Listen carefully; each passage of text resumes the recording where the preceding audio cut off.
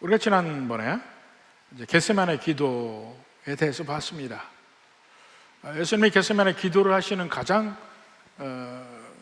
근본적인 이유는 예수님이 하나님이시지만 인간이신 거예요. 인간으로서 아빠, 아버지께 인간의 모든 연약한 면도 토해내고 인간으로서 바라는 면도 이야기를 하고 이 잔을 내게서 옮기시옵소서 하고 간구하고 기도합니다.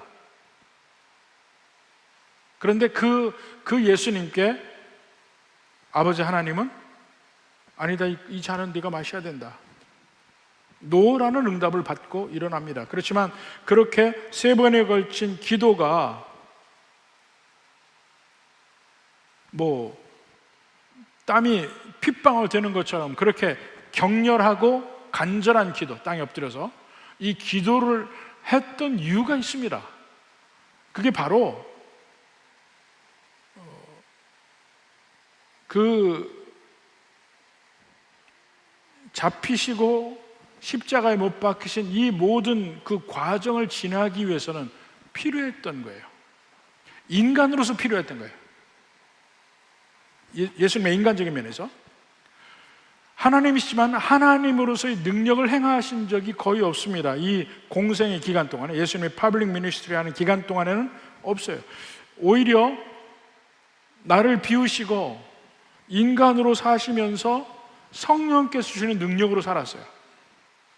그래서 인간이 당하는 모든 면을 겪으십니다. 인간이 당하는 괴로움, 피곤함, 아픔, 불안함 다 겪어요. 겟세마네 기도도 바로 그거 아니에요. 앞으로 당할 그 이 거대한 시련을 앞두고 기도할 수밖에 없었어요.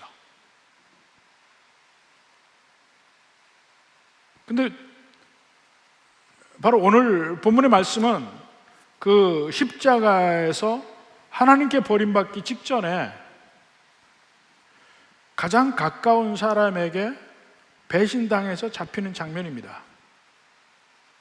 인간의 삶에서 크고 작은 일을 겪고 온갖 안 좋은 일을 겪지만 그 중에도 가장 최악 중에 하나가 가장 가까운 사람에게 배신을 당하는 거예요.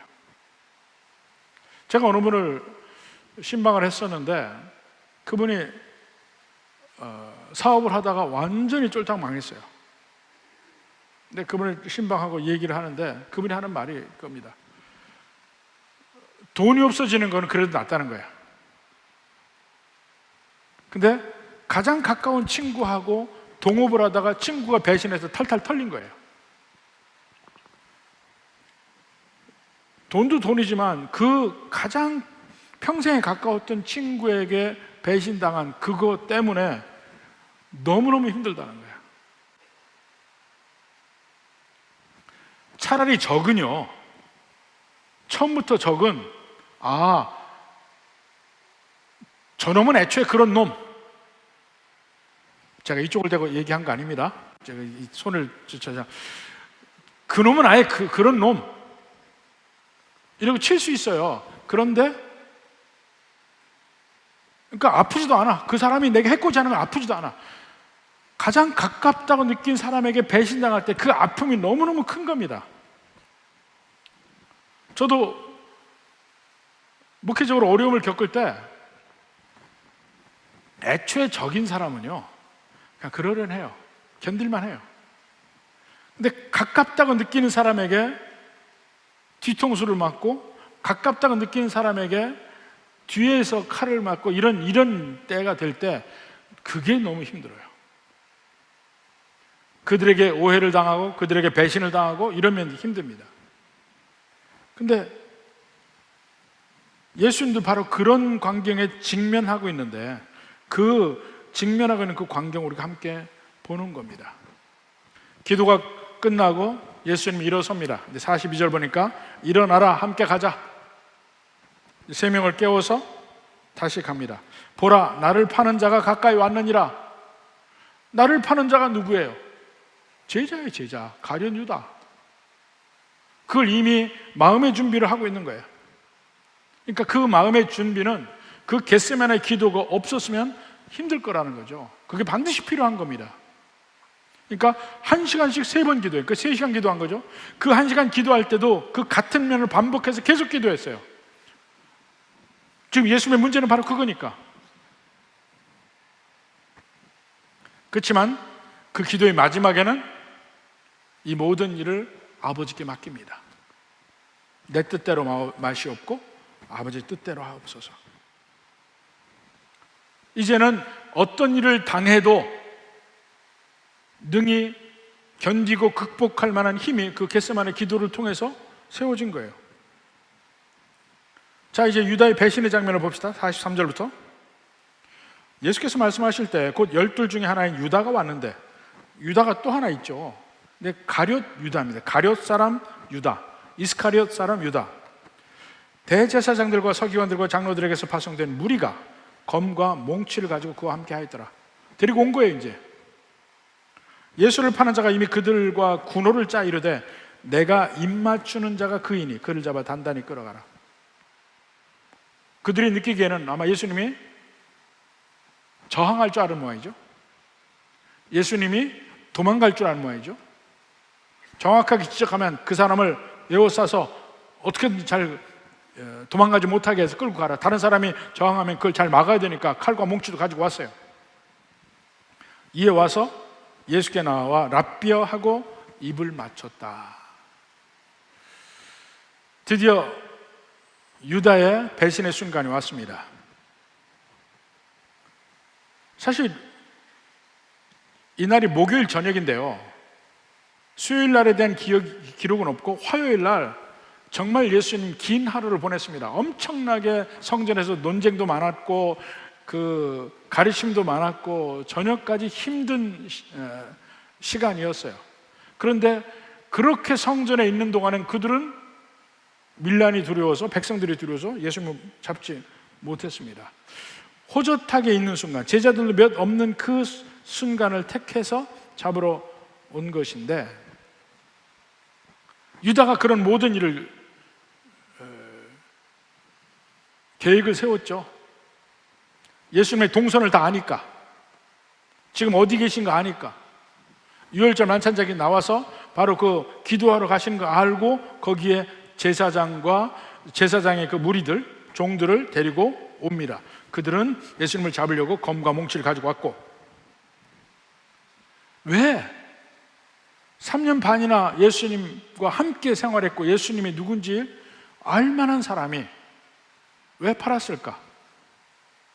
사실 그가 왜 그랬는지에 대해서는 나오진 않지만, 물론 은전 30 팔았다고 이야기를 하지만 그 가룟 유다의 탐심에 대해서는 얘기하는 것은 이 사복음서 중에 제일 마지막에 쓴 요한복음, 어쩌면 이 신약 성경 중에 제일 마지막에 쓴 그것이 요한복음일 가능성이 많습니다. 거의 한 40-50년 뒤에 썼으니까, 이 공간복음 세 복음서보다. 거기서는 명확하게 이야기를 합니다. 요한의 동기는 탐욕이었다고. 요한복음 12장 4절부터 봅시다. 이때가 뭐냐면 예수님이 마리아에게 그 향유로 부음을 받아서 예수님의 죽음을 준비하는 광경이 나오는 장면이에요. 거기서 제자들이 다 화를 냅니다. 그 비싼 향유를 이렇게 허비할 수가 있느냐. 근데 요한복음에서는 특히 그 중에 가룟 유다가 유독 더 그랬다. 그리고 그가 한 말을 한번 들어보라는 얘기입니다. 가룟 유다가 말하되, 그 다음에 이 향유를 어찌하여 300데나리온에 팔아 가난한 자들에게 주지 아니하였느냐. 온 제자들이 다 그렇게 얘기한 겁니다. 그런데 유별나게 가룟 유다가 그렇게 얘기했는데 6절에 이렇게 말하면 가난한 자들을 생각함이 아니요 그는 도둑이라. 돈깨를 맞고 거기 넣는 것을 훔쳐감이라라. 지금 이걸 훔치기 위해서 그랬다는 거야. 그러니까 가룟 유다의 마음속에는 탐욕이 있었다는 거예요. 예수님을 따른 것도 탐욕의 동기로 따랐고, 그런데 예수님을 계속 따르다가는 이제는 그 탐욕을 채울 길이 없어서 나름대로 일종의 가룟 유다의 출구 전략에, 예수님을 파는 것이 나름대로 예수님께 투자했는데 잘못됐는데 그 중에 그래도 뭔가 좀 건지자 한 것이 은전삼심이에요. 이제 예수님을 잡으러 왔습니다. 이날은 보름이에요. 보름이지 어떻게 합니까? 6월절이 아비벌 14일이에요. 음력입니다. 그들이 쓰는 건 태음력을 썼어요. 14일이니까 보름달이죠. 15일. 그러니까 보름달에 비쳤을 거예요. 구름도 없어요.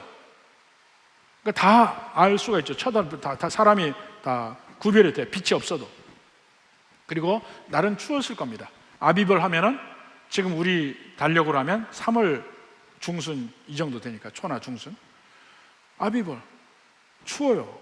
춥다는 것도 어떻게 알 수 있냐면 그 요한복음 18장 18절에 보면 그때가 추운 거로 종과 아랫 사람들이 불을 피우고 서서 쬐니. 그러니까 예수님이 대제사장 집에 잡혀갔을 때, 가야바와 안나스 집에 잡혀갔을 때 베드로가 따라가잖아요. 근데 그 마당에서 전부 불을 쬐고 있어요. 그 정도로 춥다고요, 날이. 바로 그러한 때, 쌀쌀한 날씨, 추운 날씨, 불이 있어야 되는 날씨, 보름인데 가룟 유다가 제사장의 종들과 함께 와서 잡으려 합니다. 그리고 예수님에게 입을 맞춥니다. 근데 그 입을 맞춘다는 것은 이 헬라어로 카타필레오라고 해요. 카타필레오. 그러니까 필레오라는 말 알죠? 아가파오라는 말이 사랑하고 필레오라는 말이 사랑인데 형제 사랑을 얘기해요. 그러니까 가까운 사람끼리 형제 사랑을 표현하는 것이 입맞춤이에요. 지금도 하잖아요. 중동 사람들 보면 여기 이 볼을 대고 이렇게 하는 게 그 입을 맞추는 그들의 인사 방법입니다. 그걸 하는 거예요. 근데 그 말의 의미가 뭡니까? 형제 사랑을 보여주는 표현이에요. 그런데 그게 배신의 표현이에요. 이게 아이러니죠.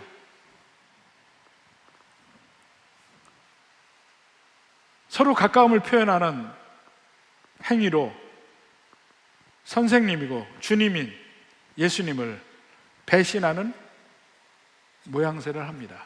참 가장 사랑한 사람 중에 하나. 근데 그가 배신해. 이때 이 마음이 어땠을까? 저도 미루어 짐작하려고 노력을 해봅니다. 가까운 사람 중에, 내가 사랑했던 사람 중에 배신한 사람 누군가? 생각함과 동시에 열불이 나요.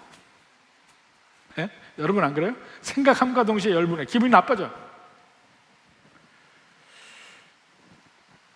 이 배신이 인간 관계에서 할 수 있는 행위 중에 정말 가장 나쁜 행동 중에 하나인 것 같아요.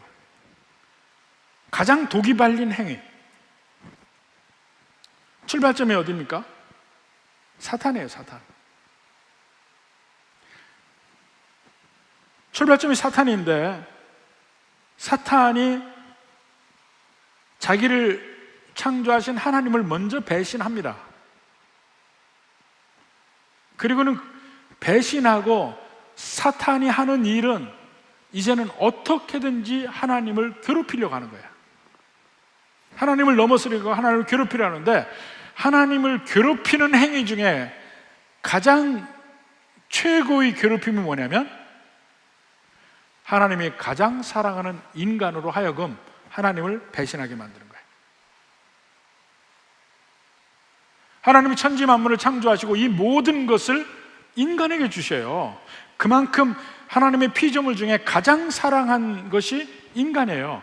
그런데 사탄은 그 하나님과 인간 사이에 껴서 인간으로 하여금 하나님을 배신하게 만들어요. 그게 에덴 동산에서 일어난 거잖아. 네가 하나님 되라. 네가 하나님처럼 되라. 하나님의 명령 네가 어기라. 안 죽는다. 인간은 하나님을 배신하고 인간 스스로 가장 타락한 상태, 죽음으로 가는 상태로 빠지게 됩니다. 이것이 이 상황이 가장 하나님을 괴롭힐 수 있는 일이에요. 사단이 그 일을 하죠. 그 이후로도 모든 인간이 하나님의 형상에 손해를 보는 일을 하게 해요.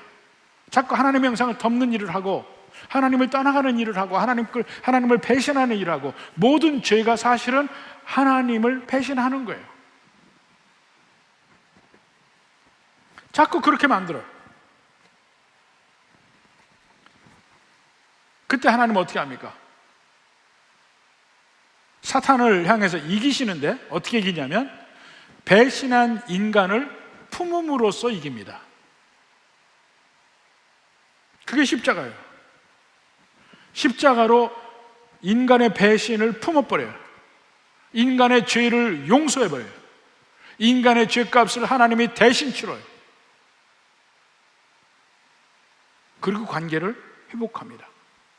이것이 사탄에 대해서는 최대의 승리예요. 사단은 거기서 완전히 패배하게 되는 겁니다.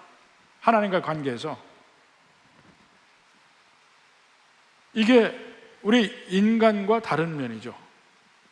하나님의 다른 면이 바로 그겁니다. 근데 예수님은 이 땅에 인간으로 오셨잖아요. 인간으로. 그러면 인간으로서 예수님이 배신당할 때 어떨까요? 정말 힘든 겁니다. 그 힘든 일을 앞두고 겟세마네에서 기도하시는 거예요. 그게 우리의 본입니다. 우리 스스로는요, 우리를 배신한 인간을 용서할 능력이 우리에게는 없어요. 유일한 길은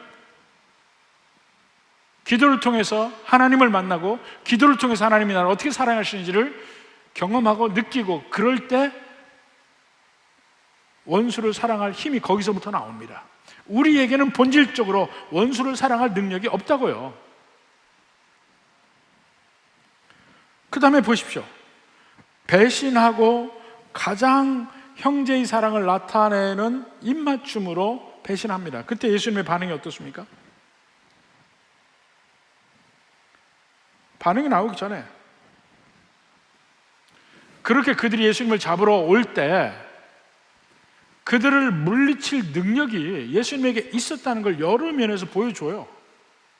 그렇지만 안 하는 거야. 한번 보세요. 요한복음 18장 4절부터 봅시다. 예수께서 그 당할 일을 다 아시고 나아가 이르시되 너희가 누구를 찾느냐? 대답하되 나사렛 예수라 하거늘 이르시되 내가 그니라 하시니라. 그를 파는 유다도 그들과 함께 섰더라. 예수께서 그들에게 내가 그니라 하실 때 그들이 물러가서 땅에 엎드러지는지라. 자, 내가 그니라 하는 말이 I am, 영어로 I am 이란 말이에요. 헬라어로 에고 에이미라는 말인데 대단히 중요한 의미를 가집니다. 특히 요한복음에서는 대단히 중요한 의미를 가집니다. I am 이라는 말이 요한복음에는 여러 번에 걸쳐서, 거의 7번에 걸쳐서 I am 이라는 말이 계속 사용이 돼요. 나는 양의 문이라, 나는 선한 목자라, 나는 생명수라, 나는 누구다 이렇게 얘기하는 I am 이라는 말이 계속 나와요. 근데 그 요한복음에서 I am 이라는 말이 계속 나오는 의미가 I am 이라는 자체가 하나님의 이름이에요. 바로 모세가 불타는 떨기나무에서 하나님을 처음에 만날 때 하나님이 모세를 애굽에 보냅니다. 그런데 애굽에 가서 우리 이스라엘 백성들에게 누가 널 보냈냐고 할 때 어떻게 얘기합니까? 하나님 이름이 뭐라고 얘기해야 됩니까? 할 때 하나님이 하시는 말씀이 뭡니까? 나는 스스로 있는 자니라고 얘기하죠. 그게 영어로 그대로 표현하면 I am that I am 입니다. 물론 그게 정확한 의미 표현은 아니에요. I am that I am. 근데 그 말이 그대로 요한복음에서 헬라어로 고쳐서 에고 에이미라는 말을 씁니다. I am. 나는 누구라 나는 누구라 그렇게 얘기하지만 예수님이 여기서는 그냥 I am 이라는 말만 씁니다. 사실 하나님적인 면의 표현이기도 하거든요. 근데 그렇게 내가 그니라 I am 하고 선포를 하는데 그 사람들이 물러가서 땅에 엎드러지느라, 이게 뭔지 잘 모릅니다. 근데 저는 수십 년 전에, 거의 30년 됐습니다만, 정말 하나님의 그 은사를 많이 받은 목사님을 한번 만났어요. 근데 그분이 이 부분을 가지고 이게 어떤 건지 실제 보여주겠다고 그래요. 그러더니 성도들 한 너댓 명을 저 의자 있는 데까지 세워놔요. 내가 그들 할 테니까 한번 보라고 하더니, 내가 그니라 그러니까 이 사람들이 활라당 뒤로 다 넘어가. 그걸 제가 직접 봤어요. 이런 거래, 이런 거. 진짜로 내가 그니라고 말하는데 저 4-5m 떨어진 사람이 벌러덩 너댓 명이 다 뒤로 확 넘어지더라니까. 그런 능력이 예수님에게서 나온 거라고요. 그래서 제가 시청각 교육을 받았습니다. 그때. 아, 예수님이 말만 하셨는데도 확 뒤집어 넘어질 수 있구나. 실제 여기 요한복음에 말하면 그들이 물러가서 땅에 엎드러지는지라, 이게 파워로 넘어진 거란 말입니다. 뭐 장풍을 쓴 것도 아니고 그냥 말했는데 넘어지는 그 말씀의 능력이 거기 보여주는 거예요. 바로 이런 면에서 예수님이 그들에게 안 잡히려면 얼마든지 안 잡힐 수 있는 능력이 있다는 것을 보여주고 있는 거예요. 그런데 그때 뜬금없이 베드로가 나옵니다. 베드로가 46절부터 보세요. 그들이 예수께 손을 대어 잡거늘 곁에 서 있는 자 중에 한 사람이 칼을 빼어 대제사장의 종을 쳐 그 귀를 떨어뜨리니라. 여기 이름이 없어요. 공관복음에 보면 마태복음도 그렇고 누가복음도 그렇고 제자 중에 한 사람이라고 그러지 누군지 안 나와요. 그런데 요한복음은 나와요. 자, 이 공관복음은 AD 55년에서 60년 이 사이에 쓰여졌어요. 근데 요한복음은 AD 95년 정도에 쓰여져. 95년, 100년, 아마 105년까지도 갈 수 있는데 그 훨씬 뒤에 모든 면에 다 정리가 된 상태에서 요한복음을 쓴 거예요. 근데 거기서 뭐라고 하냐면 요한복음 18장 10절,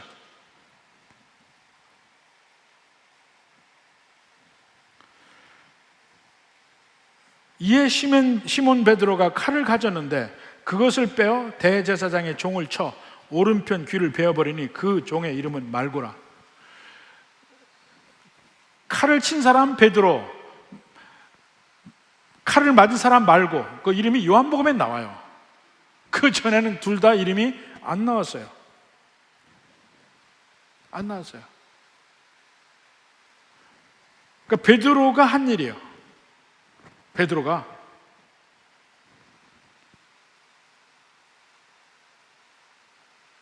사실 베드로는 자기는 의협심으로 했죠. 의협심으로 예수님을 지키겠다.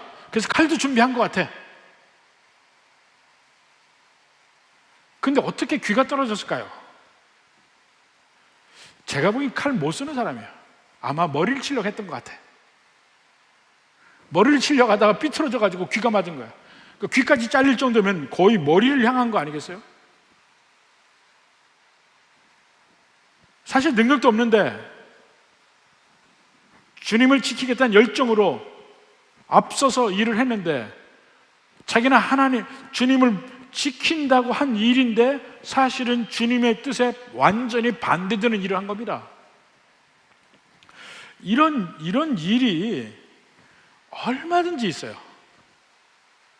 얼마든지. 항상 우리가 조심해야 되는 게, 주님을 향한 열심으로 뭔가 한다고 하는데 사실은 주님의 뜻에 완전히 정반대 일을 하는 경우가 비일비재합니다. 교회의 역사를 통해서도 얼마든지 나타나고 지금도 오늘날 많은 교회, 특히 분쟁 있는 교회들 보면 더 그래요. 분쟁 있는 교회 보면 자기는 열심히 교회를 개혁한다, 하나님 뜻을 이룬다고 하지만 궁극적으로는 주님을 대적하는 일을 하는 거예요. 사실 이 세상적인 면에도 그런 게 있습니다. 이 국립공원에 가면 이 동물들이 참 귀엽고 예쁜 것들 많이 나오잖아요. 그 다람쥐도 나오기도 하고, 심지어는 어떤 때 토끼도 나오기도 하고, 그리고 요즘 많이 보는 게 이 노루들, 고라니들 또 보이기도 하고 그럽니다. 근데 미국에는 훨씬 더 걔네들이 가까이 있어요. 훨씬 더 가까이 있습니다. 근데 가까이서 그들을 볼 수 있는 데마다 언제나 이 팻말이 붙여 있습니다. 동물에게 먹이를 주지 마시오.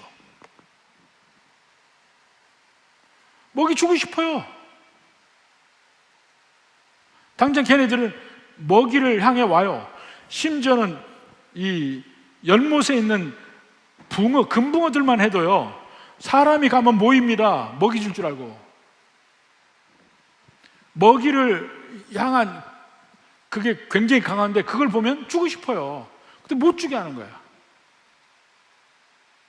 왜요? 그들의 야생성을 지켜야 되니까. 야생에서 그들이 살아남는 법을 스스로 깨우쳐야 되니까. 그것은 배고파야 야생성이 생기는 거예요. 배가 안 고프면 야생성이 안 생겨요. 우리가 항상 그들을 지키는 것도 아니고 한 번 주고 끝나는 일인데 그게 계속되면 안 된다는 거예요. 제가 그 포토에세이집 책을 냈잖아요. 거기에 보면 옛날에 우리 맑은 샘에도 나온 건데 타락한 여우라는 사진이 있어요. 기억 다 못 하시죠? 타락한 여우라는 사진이 있어요. 제가 어느 고산 아주 높은 지대에서 눈이 있는 데서 찍었어요. 근데 여우가 가까이 오는 거예요. 거의 길 막다른 골목 산 거의 정상인데 여우가 있어. 왔다 갔다 해요.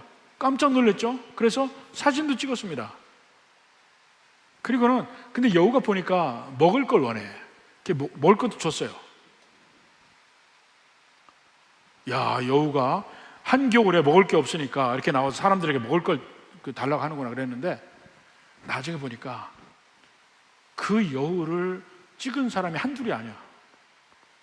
항상 그 자리에 와 있어요. 그래가지고 거기 지나가는 사람들이 사진 찍고 먹이 주고 사진 찍고 먹이 주고 하니까 겨울만 되면 거기 와서 사는 거야. 지가 가서 먹을 걸 구하지 않아요. 그래서 제가 제목을 타락한 여우라고 이름을 붙인 거예요.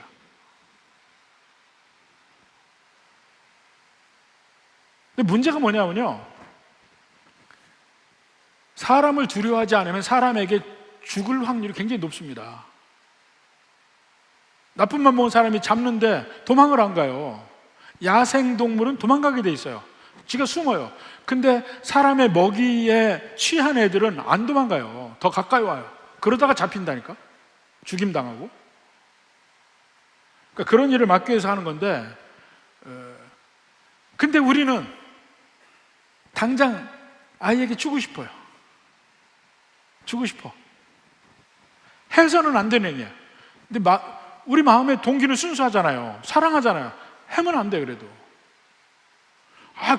이거 분명히 교회를 위하는 일이고 하나님 일을 위하는 일이다. 어쩌면 하나님이 원치 않는 일을 여러분 하실 가능성이 굉장히 많습니다. 잘 생각하셔야 돼요.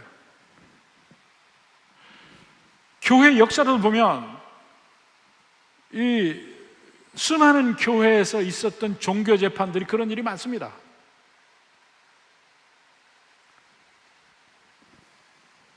중세에 어느 임산부가 출산을 하다가 너무너무 힘들어서 진통제를 먹었어요. 그리고 그것 때문에 그 여인은 화형을 당했습니다. 왜냐하면 그 당시 어떻게 믿었냐면 여성이 출산의 고통을 받는 건 하나님의 뜻이라는 거야. 창세기 4장에 인간이 죄를 지은 다음에 여성에게는 출산의 고통이 있을 것이라고 했는데 그것을 부인하는 일을 한 거예요. 그 진통제를 먹은 일이. 그래서 그 죄를 지었으니까 너는 죽어야 된다. 종교재판에서 화형처했어요. 이런 황당한 일이 주님을 위한다는 이름으로 자행이 됐었어요. 그건 극단적인 예지만은 오늘날에도 교회 문제 일으키는 수없이 많은 사람들이 언제나 하는 말이 뭡니까? 내가 주님을 위해서, 교회의 순수성을 위해서 나는 부전히 나선다, 이렇게 얘기를 해요. 근데 잘 생각하셔야 된다고. 지금 예수님은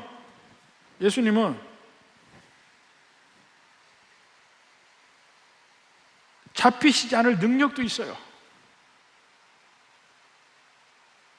근데 그 능력을 쓰지 않으시고 잡히십니다. 가룟 유다, 저 완전히 배신자야. 그럼에도 불구하고 그에 대한 미움이 없습니다. 그 마태복음 26장 50절에 보면 가룟 유다가 그렇게 얘기합니다. 친구여, 내가 무엇을 하려고 왔는지 행하라. 지금 배신하러 온 제자에게 친구여, 내가 무엇을 하려고 하는지 행하라.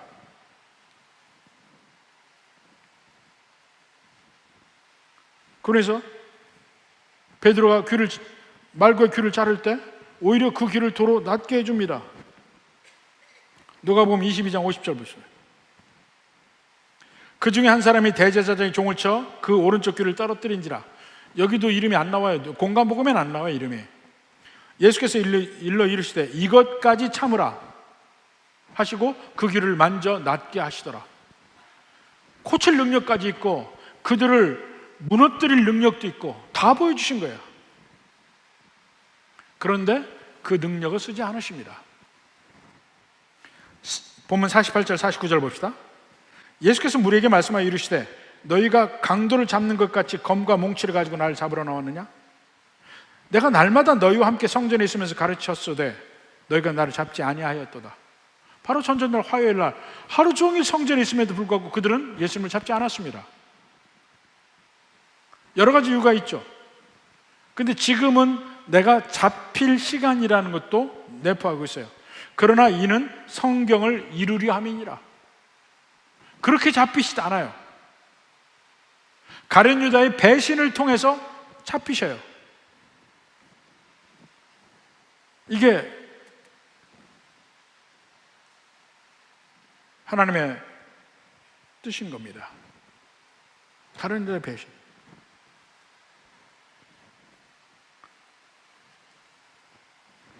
요한복음 18장 11절에 보면 예수께서 베드로더러 이르시되 칼을 칼집에 꽂으라. 아버지께서 주신 잔을 내가 마시지 아니하겠느냐? 아버지께서 주신 잔. 겟세마네 동산에서 한 얘기잖아요. 아버지여, 할 수 있거든 이 잔을 내게서 옮기시옵소서. 그 잔, 모든 인류의 죄악이 담긴 쓴 잔, 하나님의 진노가 담긴 잔, 아무도 마실 수 없는 잔, 오직 예수님만이 마실 수 있는 바로 그 잔을 옮겨달라고 했다가 응답은 아니라 네가 마시라 하는 하나님의 뜻이 있었어요. 그걸 받아들였습니다. 이제 결심이 섰습니다. 아버지께서 주신 잔을 내가 마시지 아니하겠느냐 하고 갑니다.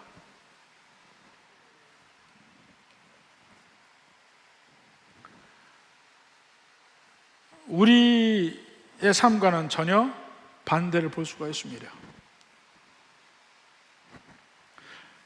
또 마태복음 26장 53절에 보면 너는 내가 내 아버지께 구하여 지금 12군단 더 되는 천사를 보내시게 할 수 없는 줄로 아느냐? 자, 여기서도 보십시오. 인간으로서 예수님의 면모예요. 하나님으로서 예수님은요, 왜 아버지께 구합니까?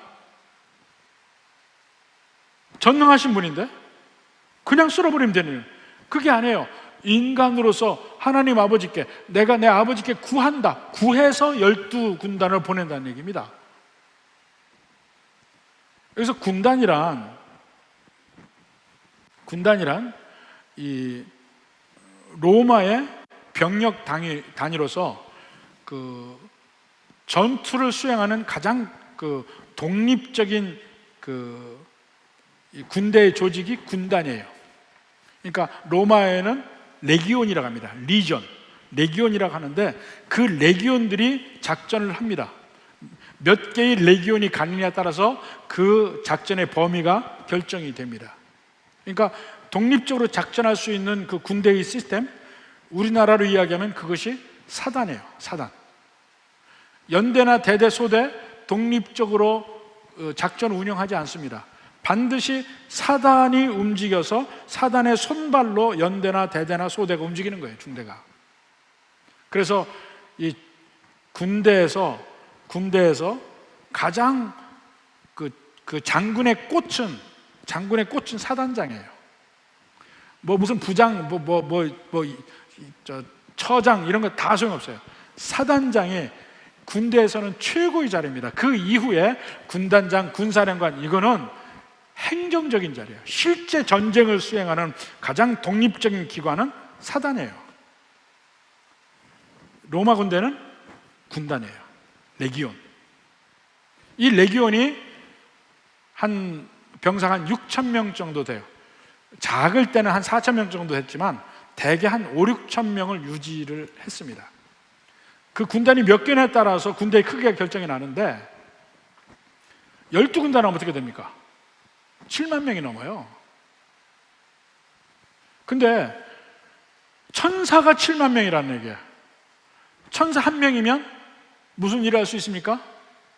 소돔과 고모라를 멸망할 수 있어요. 천사 한 명의 능력이 소돔과 고모라를 멸망할 수 있는 능력이라고요. 그러니까 사실은 여기 한 명만 있어도 돼. 근데 굳이 12군단 얘기를 합니다. 모든 능력을 다 끌고 와서 지구 전체를 멸망할 만한 그 숫자의 천사를 내가 오게 할 수 없을 줄 아는 능력은 있다 이겁니다. 그렇지만 54절에 내가 만일 그렇게 하면 이런 일이 있으리라 한 성경이 어떻게 이루어지겠느냐? 철저하게 예수님에게는 하나님의 뜻을 순종하는 역할을 하는 거예요. 아들로서. 그러니까 그런 하나님의 뜻의 관점에서 보니까 가룟 유다 불쌍해 보이는 거예요. 불쌍해. 오히려 나를 배신하지만 배신하는 저 인간 불쌍해 보이는 거야. 그 예수님에게 죽음의 키스를 하죠. 카타필레오, 형제의 정이 담긴 그 사인으로 죽음의 키스를 합니다. 이것이 예수님에게 죽음을 의미하고 동시에 유다 자신의 죽음도 의미해. 그 죽음은 그냥 죽는 게 아니고 지옥불에 떨어지는 그 죽음을 의미해요. 그를 보고 예수님이 나를 배신하는 그지만 불쌍한 거야. 그러니까 차라리 너는 낫지 않았더라면 좋았을 뻔했다. 그 얘기까지 하는 겁니다. 그런데 그렇게 불쌍해 보이는데 무슨 미움이 있겠어요? 지금 예수님 가룟 유다 미워하지 않아요. 모든 피조물 예수님 미워하지 않아요. 배신한 인간도 미워하지 않아요. 미워했으면 어떻게 십자가에 가셨겠어요? 불쌍히 보는 거예요. 불쌍히.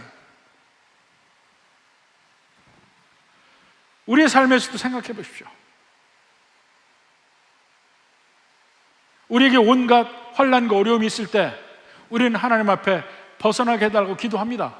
예수님도 똑같이 기도했어요. 벗어나게 해달라고 기도했어요. 그런데 예수님의 기도도 하나님의 더 크신 뜻을 위해서 노라는 응답을 받았습니다. 우리의 삶에서도 우리의 간구를 하나님이 들으셔요. 우리의 어려움도 들으시고 우리 어려움에서 벗어나기도 하셔요. 그러나 많은 경우에 노라는 응답을 하십니다. 더 큰 뜻을 위해서. 더 큰 뜻을 위해서 노라는 응답을 하셔요. 그래서 믿는 자의 삶에도 고난을 허락하셔요. 고난의 길 가게 하십니다. 그때는 기도해도 하나님이 들으시는 것 같지도 않아요. 너무 외로워요. 힘들어요. 근데 예수님이 그 길 가셨다니까요. 먼저 예수님이 그 길을 가셨어요. 아버지 뜻이 그러대. 그 많은 경우에 우리가 하나님을 믿고 의지하고 가지만 그것 때문에 더 어려운 일 갈 수도 있습니다. 감내하고 가야 될 길이 있어요. 근데 순종하고 가야 돼. 순종하고 가는 길이 승리하는 것보다 더 나을 때가 있습니다. 지금 예수님이 그 몇 안 되는 인간들 능히 이기죠. 그렇지만 이기지 않으셔요. 스스로 아버지께 구할 수 있는 거 안 구해요. 12군단을 더 되는 천사들을 보낼 수 있는데도 안 해요. 그리고 잡혀가십니다. 어쩌면 우리가 예수님을 믿기 때문에 내가 하고 싶은 거 할 수도 있는데 안 하고 당할 때가 한두 번이 아니에요.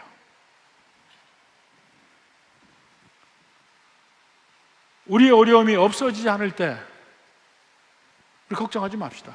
하나님의 뜻이 있어요. 하나님이 안 보시는 게 아니에요. 하나님 보고 계셔요. 하나님의 뜻이 분명히 거기에도 있어요. 그것만 믿고 그것만 안다면 우리 능히 갈 수 있거든요. 근데 그 알 수 있는 방법이 뭐냐면 겟세마네 기도를 해야 돼요. 안 그러면은 나 혼자 외롭습니다. 왜 당하는지도 모르고 하나님이 나를 보시는 것 같지도 않고. 그런데 기도를 해봐요. 기도하면 알 수 있다니까요. 하나님의 뜻을, 나를 향한 하나님의 뜻, 나를 인도하시는 하나님의 뜻, 어려움 중에도 함께 하시는 하나님을 느낄 수 있습니다. 그러면 괜찮아. 어려운 길 가도 그 다음에 괜찮아. 처음에 우리가 어려울 때 기도할 때 여기서 벗어나달라고 기도를 막 합니다. 근데 하다 보면 나중에는 주님이 함께 하심을 느끼기 시작하면 그 다음부터는 벗어나게 해달라는 기도보다는 능히 이 어려움을 뚫고 나갈 수 있는 은혜를 달라고 기도합니다. 그게 달라져요. 예수님이 그 길 갔습니다. 그리고는 드디어 예수님의 인간적으로 가장 낮은 순간, 혼자 남는 순간이 옵니다. 50절에 보니까 제자들이 다 예수를 버리고 도망하니라. 다 배신했어요. 사실은 다 도망해버렸어요. 근데 이상하게 거기 51절 52절이 있어요. 한 청년이 나옵니다. 한 청년이 벗은 몸에 배 혼이불을 두르고 예수를 따라가다가 무리에게 잡힘에 배 혼이불을 버리고 벗은 몸으로 도망하니라. 이 51절 52절은요 다른 복음서에 안 나오는 구절입니다. 왜 여기 나왔을까? 우리는 이 한 청년이 이 마가복음을 쓴 마가라고 생각해요. 여기에 자기의 신앙 고백을 덧붙인 거예요. 자기의 가장 창피한 순간이야. 지금 믿음으로서 사실 마가복음을 쓴다면 교회에서 존경받는 위치잖아요. 그런데 예수님이 가장 어려움을 당할 때 나도 도망갔다. 근데 도망간 것도 굉장히 창피하게 도망갔다는 걸 고백적으로 쓴 장면입니다. 벗은 몸에 혼입을 두르고 예수를 따라갔다가, 왜냐하면 바로 유월절 만찬이 그 마가의 다락방에 마가 자기네 집에서 만찬이 있다가 따라간 거예요. 어떻게 제자들 따라간 거예요. 그러다가 예수님 잡히는 거 보고 제자들 다 도망가고 자기는 예수님 잡혀가는 거를 본다고 혼입을 덮고 추워서 가다가 너도 이러다가 이제 도망간 거예요. 도망가는데 이제 혼입을 벗어 던지고 벗은 몸으로 도망갔더라. 얼마나 급했으면, 얼마나 창피한 일이에요.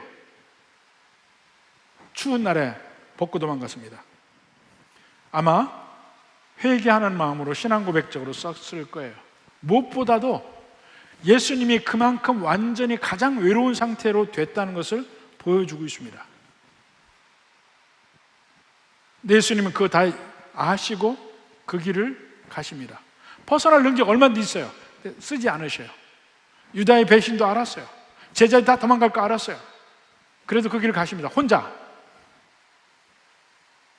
인간적으로 다시 보면 겟세마네의 기도가 이 일을 할 수 있도록 예수님을 붙드신 거예요.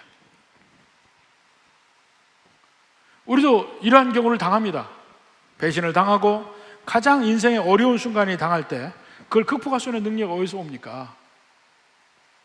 겟세마네 기도예요. 우리도 그 기도 해야 된다니까. 그러면 우리를 배신한 사람도 능히 용서할 수 있고 사랑할 수 있고, 내게 아픔을 준 사람, 내게 손해를 끼친 사람도 아우를 수 있어요. 그 능력은 내게서 있는 거 아니에요. 우리에게는 없어요. 먼저 가신 그 예수님의 은혜가 내게 임하면 할 수 있습니다. 그런데 어떻게 임하는 줄 아십니까? 바로 그 가운데서 내가 바로 예수님을 배신한 존재이고 내가 주님의 마음을 아프게 한 사람이라는 것을 인식할 때 비로소 그 힘이 생깁니다. 참 희한해. 복음이라는 게 양면적이에요. 내가 그런 존재구나 걸 인식할 때 자기의 죄적인 인간의 틀을 못 벗는 그 사람들을 볼 때 불쌍해 보이고 연민의 정이 느끼고 그런 겁니다.